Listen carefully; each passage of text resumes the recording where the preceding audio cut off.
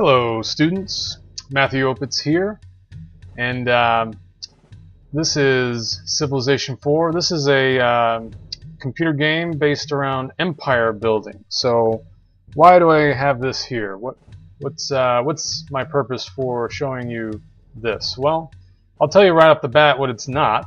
It's not a straightforward replay of history. Alright, this is a game that does have a lot of historical elements, I would say, and for that reason I think it would be very helpful to have us go through some aspects of it to demonstrate some of the themes of history of various periods, but it's definitely not a one-for-one straightforward rehearsal or walkthrough of real Earth history. As you can see here, we're in the year 4000 BC, and yet I'm going to be playing as Washington of the American tribe. So right off the bat you can see this is not a direct recreation of history. What this is instead is it's basically a simulation that will demonstrate some of the themes of history and some of the decisions that a ruler in particular would have to make in order to build and govern a civilization. You know, it used to be history education was reserved for the sons and daughters, mostly the sons, of course, of the elites, where, you know, if you were a prince, you would be educated by a tutor in, you know, the history of governance and statecraft, of how your forefathers before you had ruled, and all the wise decisions and horrible mistakes that they had made, so that you could govern more wisely in your own time once you came of age to be the ruler.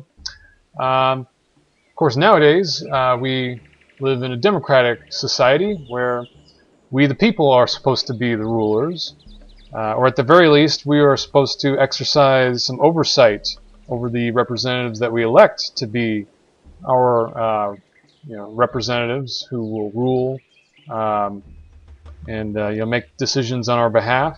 So we're expected. Part of our education, even here at OTC, is out of the assumption that we need to be trained as citizens to understand our history, to understand world history, and understand the wise decisions and horrible mistakes that past civilizations have made. So I think this game is a neat way of introducing students to some of the themes and decisions and mistakes of past civilizations, and we can kind of run through various simulations of those themes and mistakes. This is a way of demonstrating that history is not just one darn thing happening after another, so to speak. It's not just a random collection of details of dates and facts and figures. There's a logical progression between one event happening and the other. It can help you remember these details, these facts and dates and important people, if you can fit them into these themes. If you can, if you're, for example, trying to remember what the aspects of a river civilization is, of ancient history, for example. If you're studying ancient Egypt, ancient Sumeria, ancient India, ancient China, all of these were the first river civilizations, and immediately, in world history, you might come to the question of, well, why were the first civilizations, the first cities, usually built along river valleys? Well, here's a question that we can kind of answer with this simulation here. Here's a infographic that shows various resources that we can harvest out of the lands surrounding us. Here's our starting basically warrior and settler of our American tribe. Here we see we are the American tribe. At this point we're still basically nomadic hunter-gatherers, but we're about to settle down into cities. And of course, why would anyone want to settle down into cities when you can just kind of roam freely around the lands and, live off the land, eat what you want off of, various plants and whatnot. Being hunter-gatherers, to a certain extent, sounds like kind of a fun lifestyle in a way. You're not tied down in a particular place. You're always traveling. But on the other hand, what are the drawbacks of that lifestyle? Well, you don't really have much defense against things like disease, aside from perhaps knowing what some medicinal plants might be that you can harvest. You don't have really tools, aside from simple tools, that you can carry and lug around with you. Anything bigger than a bread box is probably going to be too cumbersome to always carry around on your journeys. So you can't really accumulate wealth and property and technology until you settle down in one place. But in order to settle down in one place, you need to make sure that the land will be able to feed you, right? You're not going to be able to move around the land and pick these bushes for berries, these bushes for berries. Wherever you settle down, you're going to have to make sure that it will be enough to feed you, all right? And one of the reasons why early civilizations settled down in river valleys was rivers served a number of purposes. One, they would irrigate the surrounding lands with fresh water that you could use to water your crops. Right? So you can see down the bottom left here, as I hover over these tiles, we see it has fresh water. Also, these lands are very lush. They're already yielding, these bread loaves represent food and commerce. You figure you can easily trade along rivers. If anyone's ever gone canoeing, well, just imagine year 4000 BC, making yourself a simple boat to engage in trade along a river. It's much easier doing that than trying to haul all of your goods over the land, for example.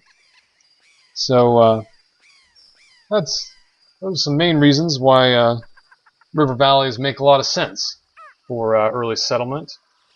And I know, especially if we find a plentiful source of wheat here. Now, where did wheat come from? Well, originally it came from wild, grains that didn't have as large of a grain. The plants, if you go back to about 10,000 BC, which is the start of what is known as the Neolithic era, or the most recent part of the Stone Age, is basically what the Neolithic means. Let's go down over here. Around that time, people started harvesting wild wheat, basically, all sorts of wild grains. What they would do is they would harvest the plants that had the largest kernels that you could actually eat, that weren't mostly just stalk, that was inedible.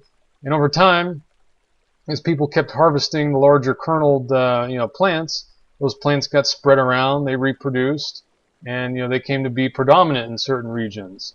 And all of a sudden, hey, people had, basically genetically engineered over the course of thousands of years, strands of, grains, and also animals that, were more suited to harvesting. They're either more docile, or in the case of animals, or just fatter and better for eating, and easier to manage. So here we've met a separate civilization already, the Vikings. All right. So this brings me to another theme of history, which is there's kind of a balancing act that any ruler has to play between satisfying one's internal citizens and keeping the outside forces at bay. Because there are basically two ways any ruler can be overthrown. Either they anger their own citizens and create an internal revolt, or they fall prey to outside conquerors. So that's one of the trade-offs that we'll look at here in this game. Two ways that civilizations